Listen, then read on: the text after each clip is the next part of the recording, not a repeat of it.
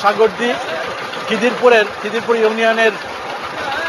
Union পরিষদের chairman জনাব জামিল সাহেবের নেতৃত্বে আমরা হৃদয় মাটির মানুষের পক্ষ এক হয়ে কৃষকদেরকে ধানের চারা লাগাবো। কৃষকের প্রায় 2 দলে বিভক্ত করে, লাল সবুজ দলে বিভক্ত হয়ে 100-200 কৃষক ধানের চারা লাগাবে।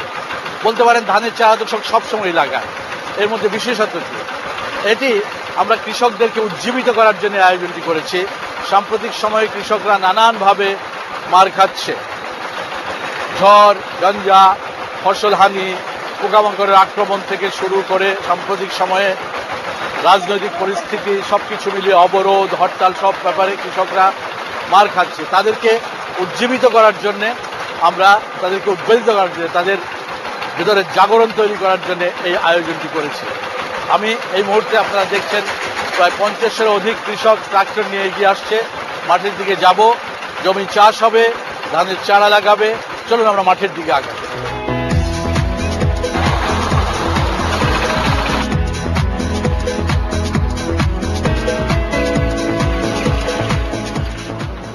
এমন দৃশ্য সচরাচর দেখা যায় না।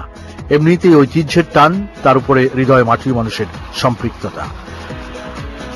নানামুখী সংকটের ভেতরেও উচ্ছ্বসিত হয়ে উঠেছেন কয়েক হাজার কৃষক।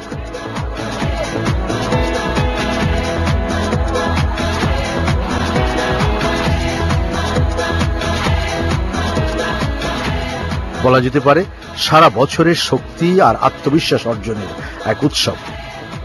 কয়েকশত পাওয়ার টিলার নিয়ে কৃষক ছুটছেন মাঠের দিকে।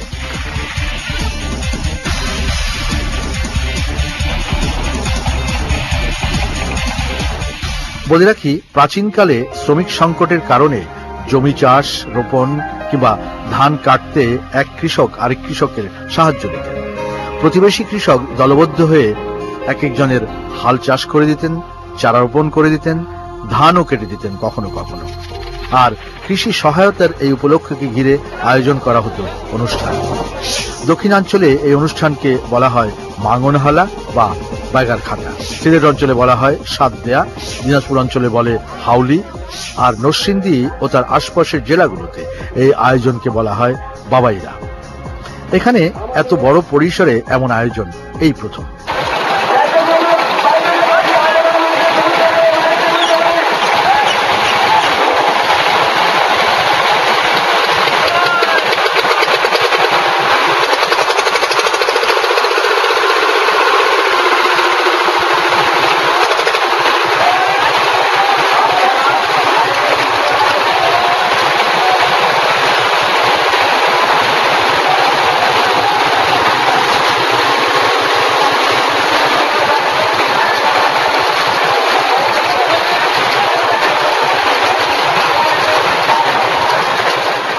দর্শক, এই দৃশ্য কেউ কখনো দেখেছেন বলে মনে হয় না।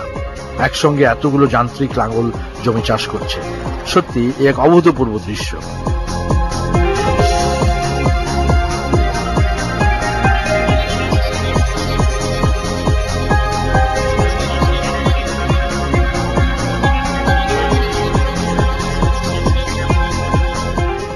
দর্শক, এই পুরো জমিটা প্রায় 200 শতক, অনেকগুলো খণ্ডে ভাগ করা আছে, কিন্তু সব আল ভেঙে দিয়ে এখানে 30 জন কৃষক একসাথে 10 থেকে 15 মিনিটের ভেতরে পুরো জমিটি প্রস্তুত করবে ধানের চারা রোপণের জন্য।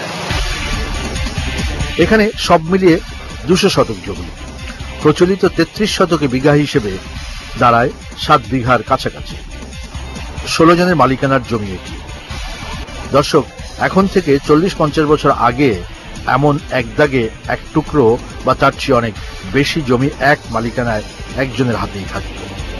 এখন মানুষ বেড়েছে, একই হারে কমেছে জমির আয়তন। অংশীদারিত্ব বৃদ্ধি পাওয়ায় জমিগুলো খণ্ড খণ্ড হয়ে গেছে। এই ক্ষেতগুলো অনেকগুলো খণ্ডেরই মিলিত একটি জমি।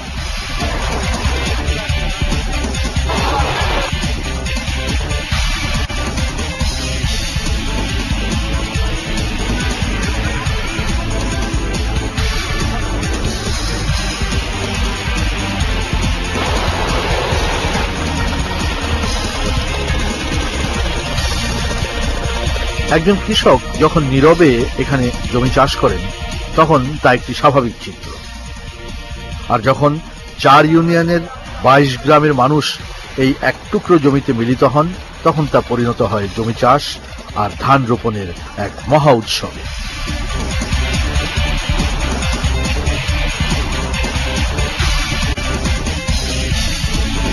এবার এই উৎসবে এখানে জমি চষছে অর্ধশতাধিক যান্ত্রিক লাঙল, মাঠের ভেতরে এবং চারদিকে স্বেচ্ছাসেবক রয়েছে শতাধিক, উপস্থিত দর্শক সব মিলিয়ে 5000-এর কম নয়। চারা রোপণের জন্য প্রস্তুত রয়েছেন 2 শতাধিক কৃষক।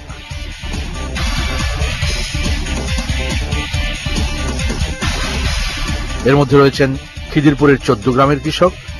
চর আহমেদপুর গ্রামের এই মাঠটিকে ঘিরে গোটা এলাকাতেই খুশির আমেজ।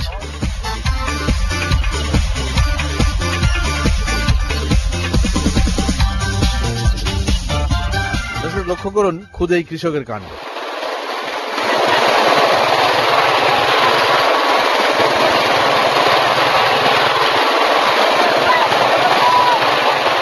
দর্শক, আর 5 মিনিটের মধ্যে আমরা আশা করছি পুরো এই 200% জমির চাষ দেওয়া শেষ হয়ে যাবে।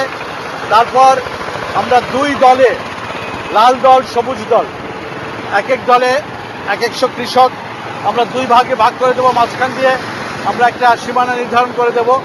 তারা এই জমিটুকুতে ধানের চারা লাগিয়ে ওই মাথায় যাবে। আমরা শুরু করব এখান থেকে, আমাদের শুরু হবে এখান থেকে লাগিয়ে তারা ওই পাশটাতে যাবে।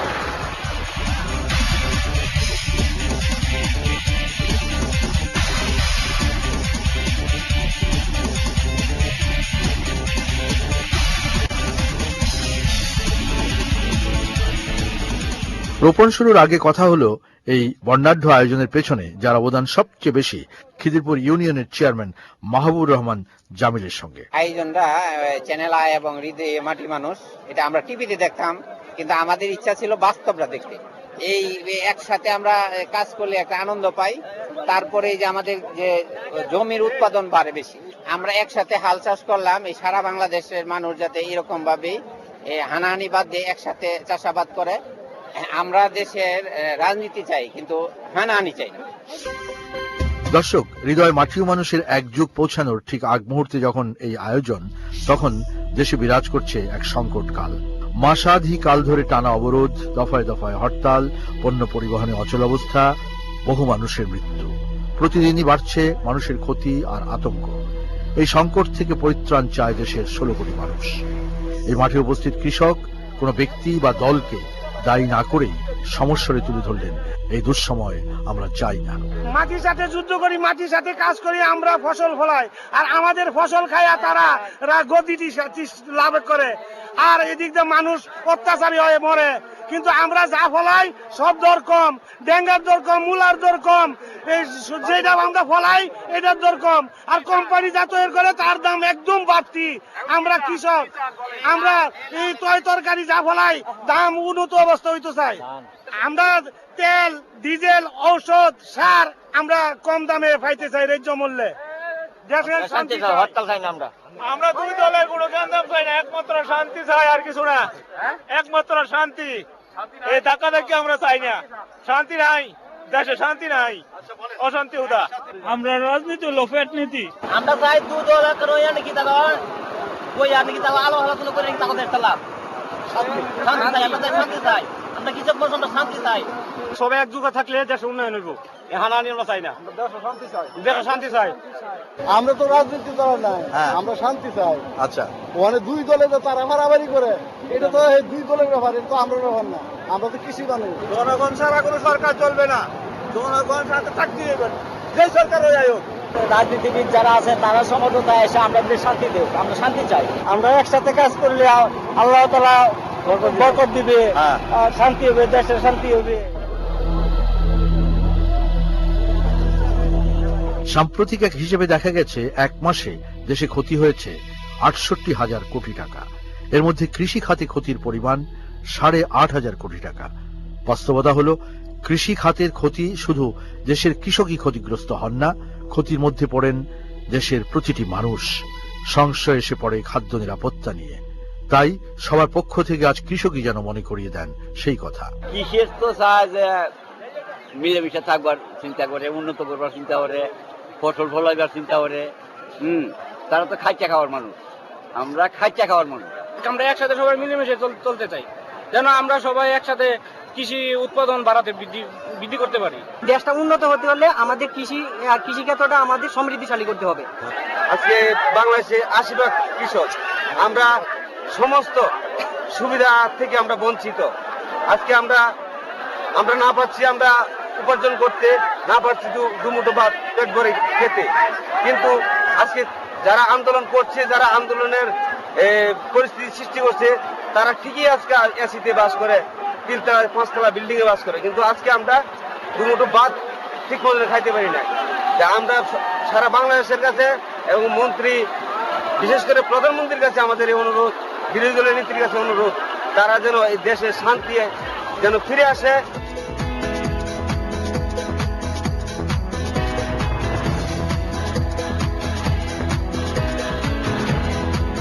কৃষকের মনের ভাব প্রকাশের জানালা হৃদয়ে মাটিও মানুষ, তাই আজ তাদের স্লোগান হৃদয়ে মাটিও মানুষ।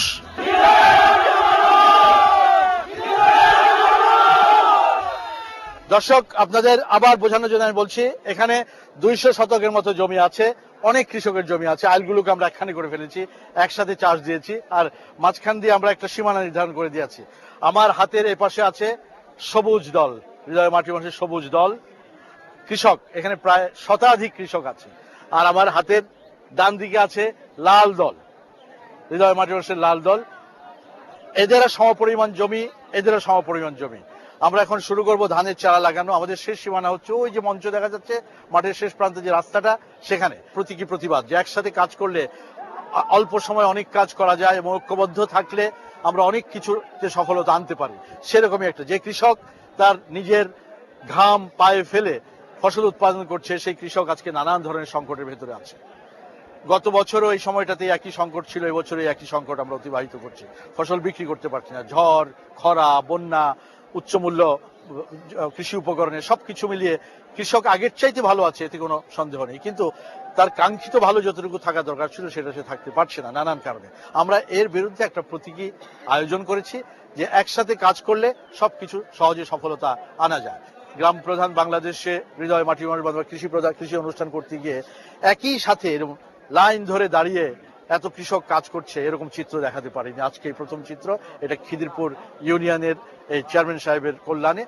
আমি বোঝাতে চাচ্ছি যে বাংলাদেশে এই যে 65,000 লাখ হেক্টরের উপরে ধানি জমি আছে, সেই জমিগুলোতে এই বাংলাদেশের কৃষক নিজের হাতের স্পর্শ দিয়ে লক্ষ লক্ষ কোটি কোটি ধানের চারা লাগাচ্ছে। তা থেকে 3টি মরশুমে আমাদের 3.5 কোটি টন খাদ্যশস্য উৎপাদন হয়, যেটা খেয়ে এই সারা বাংলাদেশের মানুষ বেঁচে আছে। সম্প্রতি আমরা বাইরে আমাদের চাল রপ্তানি করছি, এটা একটা বিশাল সফলতা। এই সফলতাগুলো করেছে আমাদের এই কৃষক ভাইরা, আমাদের কৃষি প্রযুক্তি হস্তান্তর যারা করেছে, বিজ্ঞানী যারা করেছে, এবং রাষ্ট্র তো বটে। আজকে আমরা এই প্রতীকী আয়োজনের মধ্য দিয়ে এখানে একটা কম্পিটিশন করব এবং সবাইকে এক হয়ে কাজ করার জন্য অনুরোধ জানাবো। আজকের এই আয়োজনটি আমি বিশ্বাস করি এই ইউনিয়নের মতো বাংলাদেশের অন্যান্য ইউনিয়নগুলিতে ছড়িয়ে যাবে। কৃষক ভাইরা আমার কথা শুনতে পাচ্ছেন? হ্যাঁ না না শুনতে পাচ্ছেন? আপনারা দেখছেন যে আপনারা 2টা দল হয়ে আছেন, লাল দল, সবুজ দল, কিন্তু সব মিলে আমরা এক, তাই তো? বাংলাদেশের পতাকা লাল আর সবুজের পতাকা, তাই তো? আজকে এখানে আপনাদেরকে 2 দলকে সমান পরিমাণ জমি দেওয়া হয়েছে, এক এক দলে 100 জন করে কৃষক আছেন। আপনি আমার কথা শুনতে পাচ্ছেন শেষ পর্যন্ত? আমরা লাইন ধরে যেভাবে শৃঙ্খলাবদ্ধভাবে আপনারা বিগত 30 বছর যাবত ধানের চারা লাগাইছেন, সেইভাবে চারা লাগাতে লাগাতে একদম পিছন দিকে যাবেন। শোনো,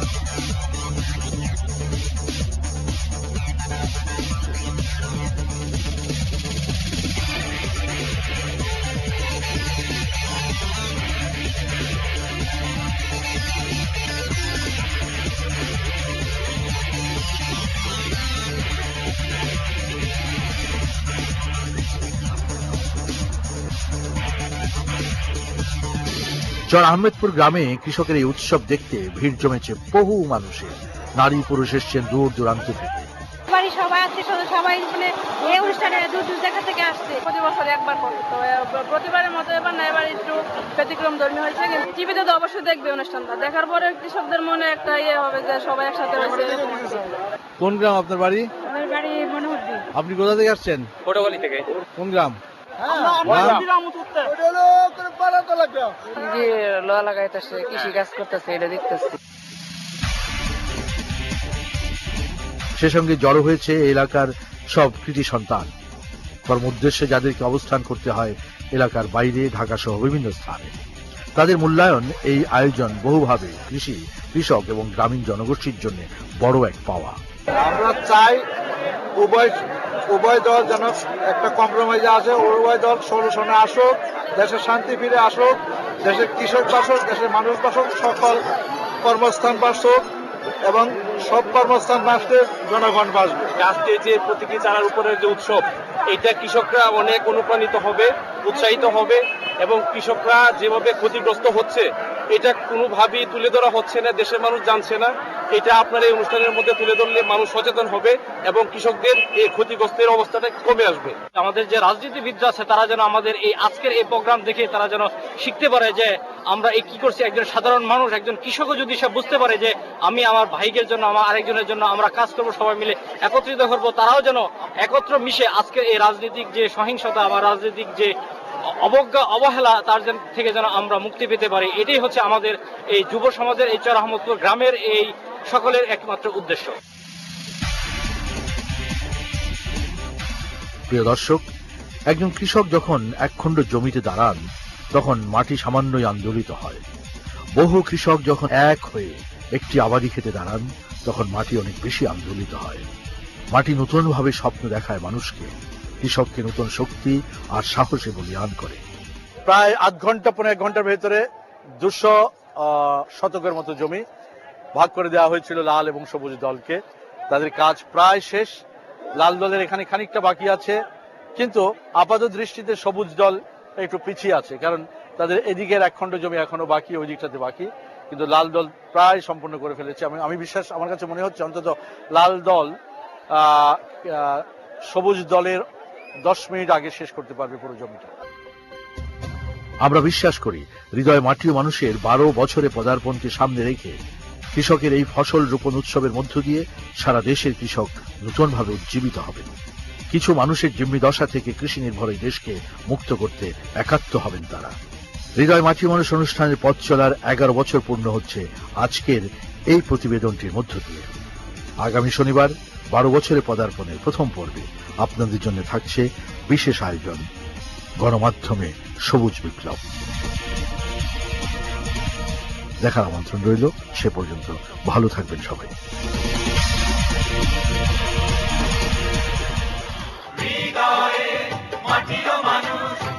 শেষ করবো আজকের অনুষ্ঠান। হৃদয় মাটি মানুষ আগামী 21শে ফেব্রুয়ারি তারিখে তার পথ চলার 12 বছরে পদার্পণ করবে। সেদিন আপনাদের জন্য রয়েছে একটি বিশেষ প্রতিবেদন।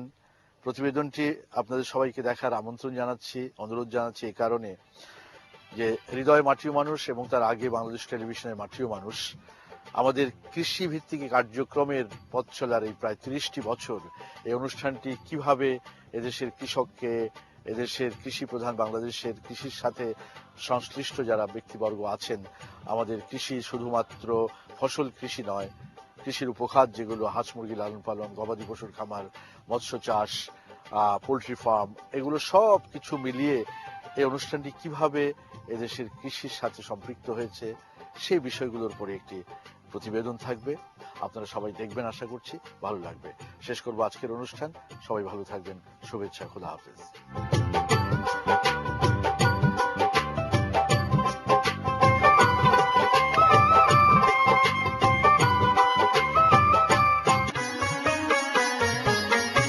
চ্যানেল আই, হৃদয়ে বাংলাদেশ।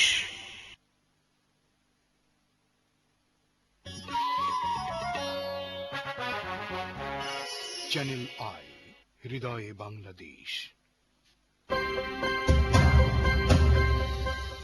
হৃদয়ে মাটিও মানুষ অনুষ্ঠানের 12 বছরে পদার্পণ উপলক্ষে বিশেষ নিবন্ধ প্রতিযোগিতা 2015। বিষয় বিষমুক্ত ফসল উৎপাদন ও নিরাপদ খাদ্য। অনধিক 2000 শব্দের নিবন্ধ লিখে পাঠান আগামী 15 ফেব্রুয়ারির মধ্যে।